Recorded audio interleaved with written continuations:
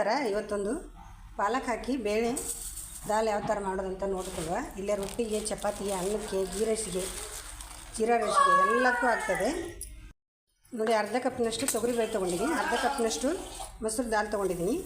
ಎರಡೂ ಮಿಕ್ಸ್ ಮಾಡಿ ಹಾಕೋತಾ ಇದ್ದೀನಿ. ನೀವು ಒಂದಾದರೂ ತೊಗೋಬೋದು. ಇದನ್ನು ಚೆನ್ನಾಗಿ ಒಂದು 2 ಸಲ ತೊಳ್ಕೊಂಡ್ಬಿಡ್ತೀನಿ ನೋಡಿರಿ. ತೊಳೆದಾಯಿತು.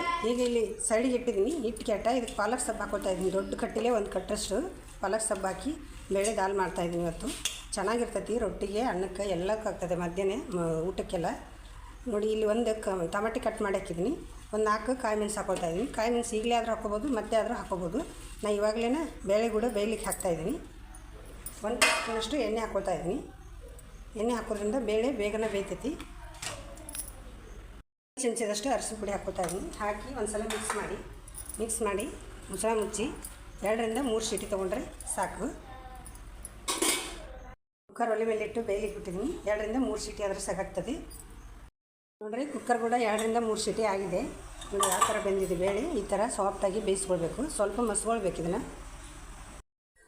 ನೀವು ಕಡಗಲ್ ತೊಗೊಂಡಾದರೂ ಕಟ್ಟಿಬೋದು, ನೀವು ಸ್ಪೂನಲ್ಲಿ ಆದರೂ ಮಸಿಬೋದು. ಬೇಳೆ ಎಲ್ಲ ಸಾಫ್ಟಾಗಿ ಬೆಂದಿದೆ ನೋಡಿ. ಈ ಥರ ಬೆಂದುಬಿಟ್ರೆ ಮಸಿಗೂ ಅವಶ್ಯಕತೆ ಇಲ್ಲ. ಎಷ್ಟು ಸೂಪರಾಗಿ ಬಂದಿದೆ ನೋಡಿ. ಇದಕ್ಕೊಂದು ಒಗ್ಗರಣೆ ಹಾಕಿಬಿಟ್ರೆ ಆಯ್ತು ನೋಡಿ. ಸೂಪರಾದ ಅನ್ನಕ್ಕೆ ಬೇಳೆ ದಾಲು ರೆಡಿಯಾಗಿಬಿಡ್ತದೆ ನೋಡಿರಿ. ಅದಕ್ಕೆ ಒಗ್ಗರಣೆ ಮಾಡಲಿಕ್ಕೆ ಗ್ಯಾಸ್ ಆನ್ ಮಾಡಿ ಒಂದು ಕಡಾಯಿಗೆ ಇಟ್ಕೊಂಡಿದ್ದೀನಿ. 2 ರಿಂದ 3 ಟೀಸ್ಪೂನಷ್ಟು ಎಣ್ಣೆ ಹಾಕಿದ್ದೀನಿ. ನೀವು ತುಪ್ಪ ಕೂಡ ಬೆಣ್ಣೆ ಕೂಡ ಯಾವುದಾದ್ರೂ ಹಾಕೋಬೋದು.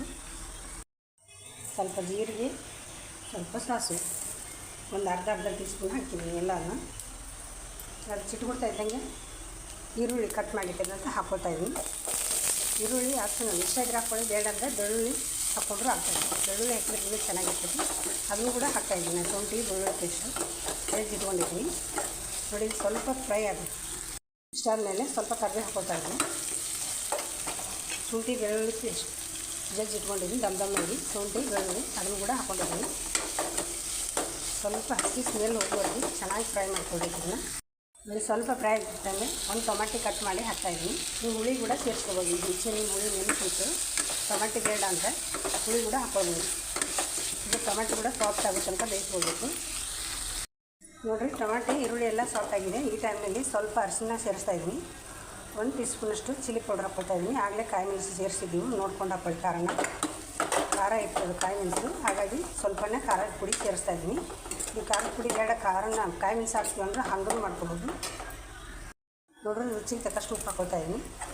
ಹಾಕಿ ಮಿಕ್ಸ್ ಮಾಡಿ ಈಗ ಬೇಯಿಸಿದಂಥ ಬೇಳೆ ತಂದು ಇದಕ್ಕೆ ಸೇರಿಸಿದ್ರೆ ಆಯ್ತು ನೋಡಿ. ರುಚಿಯಾದ ಬೇಳೆ ದಾಲ್ ಒಂದು ಸಲ ಮಿಕ್ಸ್ ಮಾಡಿಕೊಂಡು ಎಷ್ಟು ತಿಳಬೇಕು ಗಟ್ಟಿ ಬೇಕು ನೋಡಿಕೊಂಡು ಅದಕ್ಕೆ ನೀರು ಸೇರಿಸ್ಕೊಂಡ್ರೆ ಆಯಿತು ನೋಡಿ. ಯಾವ ಥರ ಬಂದಿದೆ. 1-2 ಕುದಿ ಬಂದರೆ ಸಾಕು. ಸ್ವಲ್ಪ ನೀರು ಹಾಕ್ಕೊಳ್ತಾ ಇದ್ದೀನಿ. 1 ಲೋಟದಷ್ಟು ನೀರು ಹಾಕ್ಕೊಂಡು ಕುದಿಲಿಕ್ಕೆ ಬಿಡ್ತಾಯಿದ್ದೀನಿ. 1-2 ಕುದಿ ಬಂದರೆ ಸಾಕು. ಜಾಸ್ತಿ ಫ್ರೈ ಮಾಡ್ಕೊಳ್ಳಿಕ್ಕಿಲ್ಲ. ಇದನ್ನೇನು ಜಾಸ್ತಿ ಕುದಿಸ್ಲಿಕ್ಕಿಲ್ಲ. ಮೇಲೆ ಮುಚ್ಚಳ ಮುಚ್ಚಿ 2 ಕುದಿ ಕುದಿಸಿದ್ರೆ ಸಾಕಾಗ್ತದೆ ನೋಡಿ. 2 ನಿಮಿಷ ಕುದಿಲಿಕ್ಕೆ ಬಿಟ್ಟಿದ್ದೆ. ಯಾವ ಥರ ಕುದ್ದು ಮೇಲಿಂದ ಎಣ್ಣೆ ಬಿಟ್ಕೊಂಡು ಬಂದಿದೆ. ಈ ಥರ ಕುದ್ದು ಸರಿಯಾಗಿ ಬಂದರೆ ಆಯಿತು ನೋಡಿ. ಯಾವ ಥರ ಮಾಡೋದಂತ ನೋಡ್ಕೊಂಡ್ರಲ್ಲ. ಪಾಲಕ್ ದಾಲು ಮತ್ತು ಬೇಳೆ ದಾಲ್ ಅಂದ್ಕೋಬೋದು. ಯಾವುದಕ್ಕಾದ್ರೂ ಆಗ್ತದೆ. ರೊಟ್ಟಿಗೆ, ಅನ್ನಕ್ಕೆ, ಚಪಾತಿಗೆ ಸೂಪರ್.